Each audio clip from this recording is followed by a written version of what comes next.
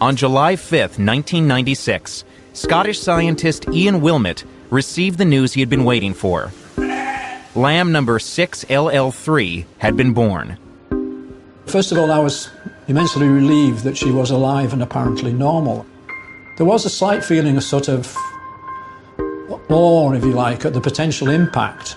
Wilmot and his team at the Roslin Institute outside of Edinburgh had spent several years trying to do what no one had before: to successfully make a clone of an adult mammal.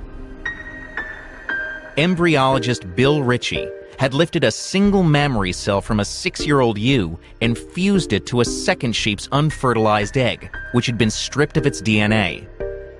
That's the method. The actual nuts and bolts of doing it is a little bit more complicated than that. In fact, Ritchie had repeated the same delicate procedure over 400 times, and only one surviving embryo, number 6LL3, was carried to term by a surrogate mother.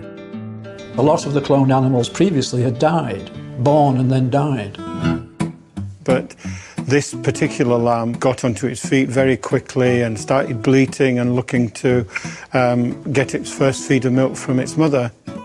After the delivery, it was John Bracken's wisecrack that christened little 6LL3 with the name forever etched in the annals of scientific achievement. The few at Roslin who knew what made Dolly so special were sworn to secrecy. We knew it was going to be a big story. We were going to get a lot of media scrutiny, and the top journals will not publish papers about things which have already been publicized. They managed to keep Dolly under wraps from July until February. Then, just days before the news was set to be released, somewhere or other there was a leak, and because it was published in a Sunday paper, the thing blew. It's a very long time since a science story on Sunday made such waves on Monday. The news was that scientists in Scotland had successfully cloned a sheep in a laboratory. An exact copy made by a combination of genetics, biology, and technology. I think you would say all hell had broken loose. It was just bedlam. A brave new world has arrived with the debut of Dolly, a 7-month-old lamb. What has caused such a shudder in the worldwide scientific community is that so many scientists doubted it could ever be done.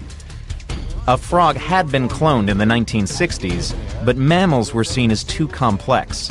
It was a seminal watershed event, and no one saw it coming. And people said, this is a Rubicon that we've crossed. Do we really know where we are?